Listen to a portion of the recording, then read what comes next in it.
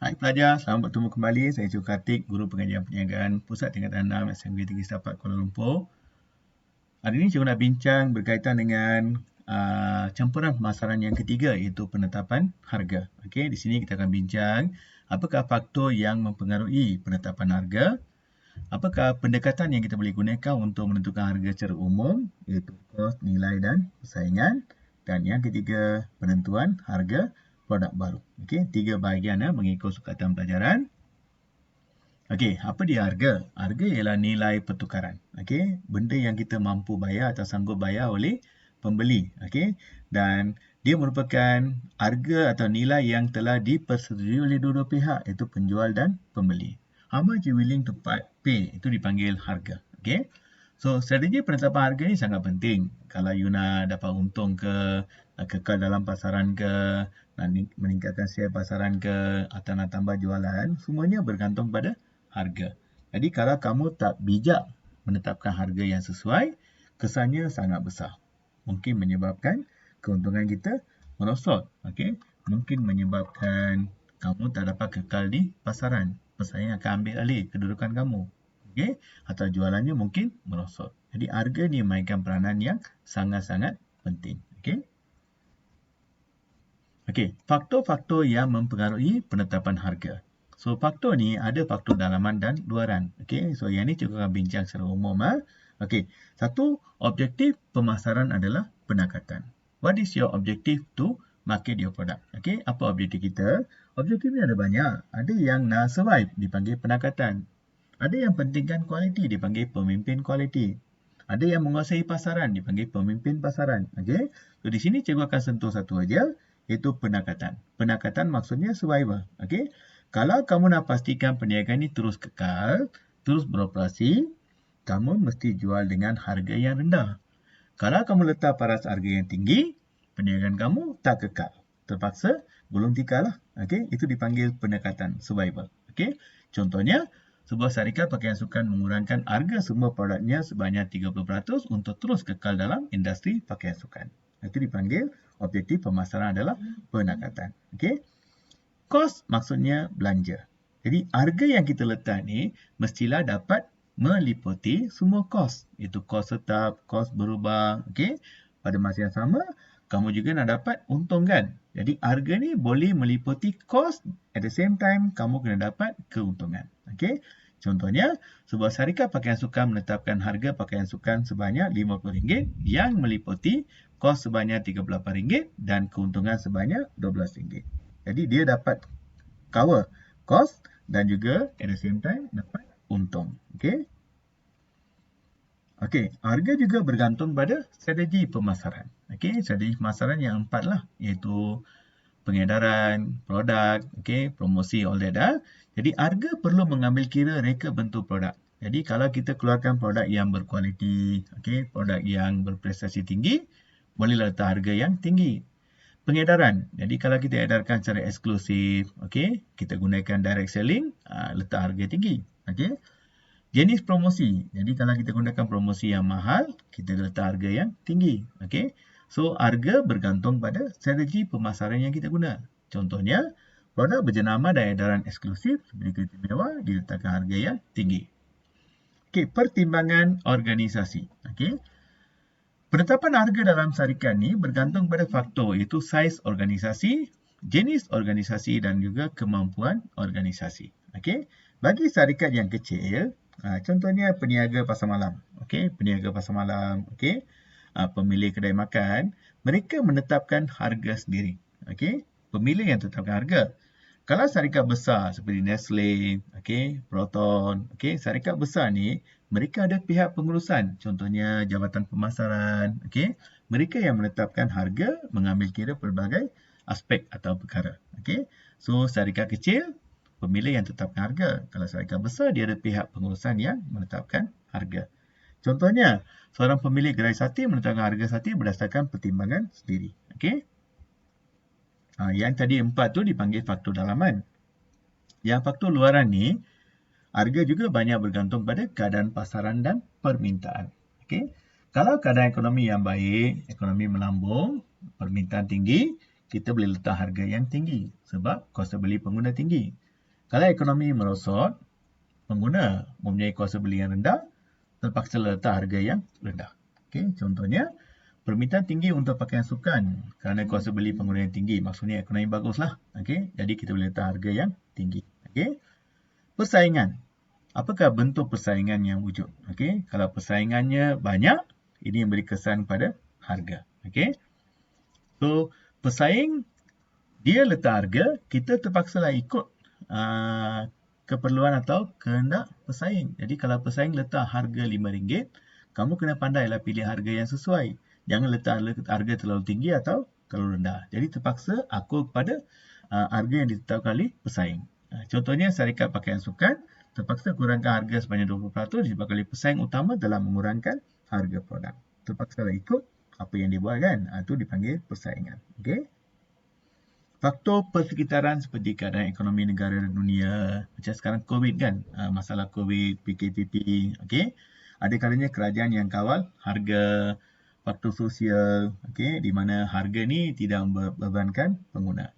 Contohnya di Malaysia, harga minyak masak 1 kilogram ditetapkan oleh kerajaan sebanyak RM2.50. Baru-baru ni kerajaan umumkan harga mask pelitup muka ni kena jual dengan harga RM1 saja. Semua ni adalah berkaitan dengan faktor persekitaran. Okey. Okey. Pendekatan penentuan harga secara umum. Okey. So ada 3 ya, iaitu kos, persaingan dan nilai. Okey. So kos ni kita ada 3 ya, iaitu harga tokokan, titik pula modal dan untung sasaran. Okey. Harga tokokan. That means cost plus pricing. Tokok maksudnya plus. Okey, kita tambah. Okey. So harga ditentukan dengan menambah margin keuntungan yang kita nak. Okey, biasanya kita menetapkan margin. Berapa margin kamu nak? 10% ke 20%. Jadi kita tambah daripada kos pengeluaran produk tersebut. Okey. Contoh, sebuah syarikat berjadang untuk mengeluarkan RM10,000 helai pakaian sukan. Kos tetap ialah RM50,000 dan kos berubah ialah RM10 sehelai. Syarikat menetapkan margin untung ialah 20%. Okey, hitungkan kos sehelai pakaian dan harga tokokan. So macam mana kira kos untuk sehelai atau dipanggil kos seunit? Jadi kamu kena tambah kos tetap seunit tambah dengan kos berubah seunit. Okey, so macam mana kira kos tetap seunit? Kos tetap ialah RM50,000 bagi dengan bilangan jualan iaitu RM10,000, jadi kamu dapat RM5. Kos berubah ialah RM10 sehelai. Jadi kos sehelai ialah RM15. Harga tokokan, kos seunit kita bagi dengan 1 tolak margin untung. Okey, kos seunit bagi dengan 1 tolak margin untung. So tadi kos seunit adalah RM15, kita bagi dengan 1 tolak 25%. Okey. Maaf ya. Sepatutnya 20%. Okey, tak apalah kita guna contoh 25%. Okey. So 1 tolak 0.25 lah 25% ni kamu convert pada perpuluhan 0.25. So RM15 bagi dengan 0.75 kamu dapat RM20. Okey, ini kalau kita nak untung 25%. Okey, kalau 20%, 1 tolak 20%. Itu 1 tolak 0.8. Okey. Kamu tengok contoh ni pengusaha kantin sekolah. Okey. So katakan sewa kantin ialah RM500, upah pekerja RM1,000, bil air elektrik RM600, okey, bahan mentah RM3,000, okey. Katakan kamu jual bilangan bungkus nasi lemak ialah 15,000 bungkus. Okey, berapakah kos tetap? Antara 4 kos ni, sewa, upah, bil air, bahan mentah, kos tetap ialah RM500 sebulan. Kos berubah ialah kamu tambah upah, bil air dengan bahan mentah. Okey. So dengan ni kita boleh kira kos seunit. Itu sewa kantin RM500 kita bagi dengan RM15,000 tambah dengan jumlah kos berubah bagi dengan RM15,000. Jadi kamu dapat kos untuk seunit. Okey. Okey, titik pulang modal. Ini kamu dah belajar, kamu akan belajar dalam SEM 2 dan juga ada yang pernah belajar dalam akaun kan. Okey. So formula titik pulang modal adalah kos tetap bagi dengan harga tolak kos berubah. Pulang modal maksudnya kita dapat balik modal. Okey. So berapa barang yang kita perlu jual untuk dapat balik modal?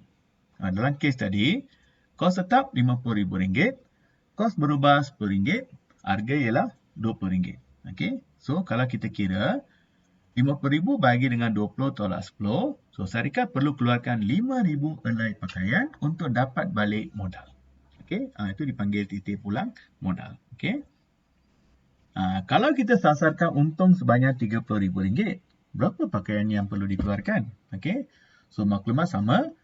Kos tetap RM50,000, kos berubah RM10, harga RM20 dan untung sasaran RM30,000. So, formula dia, kos tetap tambah dengan untung sasaran bagi dengan harga tolak kos berubah. Okey, jadi kalau kita kira, kamu akan dapat jawapannya adalah RM8,000 helai pakaian. RM50,000 tambah RM30,000 bagi dengan RM10. Okey, jadi kamu dapat RM8,000. Jadi kalau dia nak untung RM30,000, kita perlu keluarkan RM8,000 helai pakaian. Itu pulang modal ya. Okey. Penentuan harga berasaskan nilai. Ini rujuk pada tanggapan pembeli. Kita buat penetapan harga berdasarkan ramalan. Kita anggap pengguna ada tanggapan yang baik. Jadi kita boleh letak harga yang tinggi. Jadi kalau kita rasa pembeli mungkin ada tanggapan yang rendah, persepsi yang rendah, kita letak harga yang lebih rendah. Okey. Kalau kamu letak harga terlalu tinggi berbanding dengan persepsi pengguna, jadi jualan kamu akan merosotlah. Okey. So dia bergantung pada persepsi. Kalau pengguna sanggup bayar harga yang tinggi, kita letak harga yang tinggi. Kalau pengguna sanggup bayar harga yang rendah, kita letak harga yang rendah. Okey, so itu dipanggil persepsi. Persepsi pengguna berbeza untuk sekeping apam balik yang dimakan di Hotel 5 Bintang berbanding dengan apam balik yang dibeli di pasar malam. Jadi apam balik di Hotel 5 Bintang ni, value dia tinggi. Tanggapan dia banyak. Jadi kita letak harga yang tinggi berbanding dengan apam balik di pasar malam. Bayangkan kalau apam balik di pasar malam dengan Hotel 5 Bintang ni jual dengan harga yang sama iaitu RM50. Masalah lah. Sebab apam balik pasar malam ni pengguna tak sanggup bayar RM50 sebab keadaan tempat yang dia jualkan. Itu dipanggil nilai. Okey. Penentuan harga berasaskan persaingan. Kita kena ambil kira harga produk pesaing. Okey. So tindakan pesaing ni akan beri kesan pada produk kita. Okey. Contohnya kalau dia turunkan harga, kita pun kena turunkan harga. Dia bagi diskaun, kita pun kena bagi diskaun. Kalau tidak, boleh menyebabkan kemerosotan jualan. Okay. Contohnya, sebuah syarikat pengeluaran syampu baru menetapkan harga lebih rendah daripada harga syampu yang dikeluarkan oleh pesaing utama. Okay. Okey, ini contoh produk yang ada banyak persaingan. Okey, jadi harga bergantung pada antara satu sama lain. Okey, kecuali kalau barang kamu berkualiti, kamu letak harga yang tinggi. Okey, so ini barang yang hampir sama di mana pengeluar ni perlu tetapkan harga berdasarkan harga pesaing. Okey. Okey, untuk produk baru ni ada dua kaedah, dipanggil kaedah penaraan pasaran dan juga penembusan pasaran. Okey, market skimming dan juga market penetration. Okey. Penarahan ni kamu letak harga yang tinggi. Remember the keyword harga yang tinggi. Okey. Sebab ini untuk barang yang berkualiti, barang yang baru, okey, barang yang ada banyak prestasi yang tinggi, inovatif dan sebagainya. Okey. So yang ni kita nak tarik pembeli yang sanggup bayar harga yang tinggi. Jadi kita letak harga tinggilah. Okey. Dan kamu juga inginkan keuntungan dalam jangka masa yang pendek.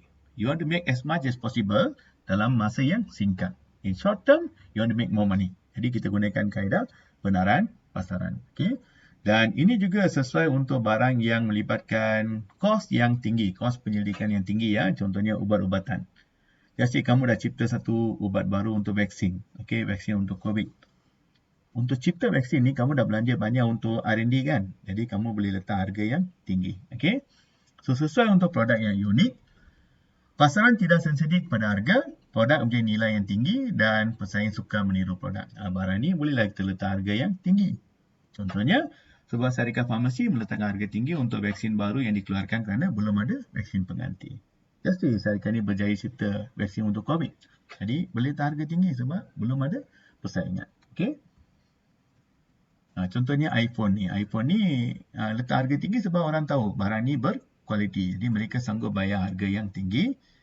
Lepas produk ni keluar beberapa bulan atau beberapa tahun, ada persaingan akan masuk. Jadi masa tu mungkin iPhone boleh kurangkan harga. Okay? So dia bergantung pada kualiti produk. Okay?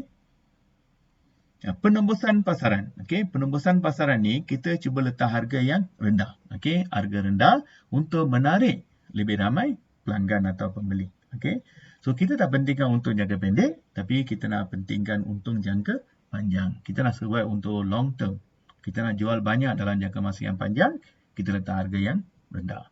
Kita nak bina share pasaran yang besar, big market. Okay? Kita nak wujudkan pengguna yang setia, loyal customer. Jadi kita letak harga yang rendah. Sesuai untuk produk yang mudah ditiru, sensitif harga ya, pengguna sangat sensitif, dan barang yang less value. Okay? Kita letak harga yang rendah. Contohnya sebuah syarikat pengeluaran pen meletakkan harga rendah kerana terdapat banyak produk yang sama dalam pasaran. Okay? Nah, ini contoh produk yang ada banyak persaingan kan. Okay, persaingan-persaingan ni kamu boleh letak harga yang rendah sebab kalau kamu nak keluarkan satu produk baru, dalam pasaran ada banyak produk dah. Okay? Jadi kamu kena letak harga yang lebih rendah. Okay? Contoh soalan, uraikan 3 faktor yang mempengaruhi penetapan harga. Okay? Itu faktor apa? Objektif pemasaran ialah pendekatan, persaingan, kos. Boleh pilih mana-mana 3. Okay? Soalan 2, 3 ni melibatkan pengiraan. Cuba buat dia. Okay, cuba buat gunakan formula yang betul. 4, 5 pun ada kaitan dengan pengiraan. Okay, 6, 4. Penentuan harga berasaskan nilai. Harga berasaskan persaingan. Cuba explain. 5, jelaskan strategi penetapan harga produk baru. Iaitu penembusan dengan penaran pasaran. Bagi contoh yang sesuai. Okay, that's all pelajar. Ini cikgu dah cover bahagian penetapan harga ya. Harap apa yang cikgu sampaikan ni bantu kamu. Don't forget to subscribe, like dan share. Dan jika ada sebarang komen, tolonglah komen. Cikgu akan respons secepat yang mungkin. Okay, pelajar. Bye.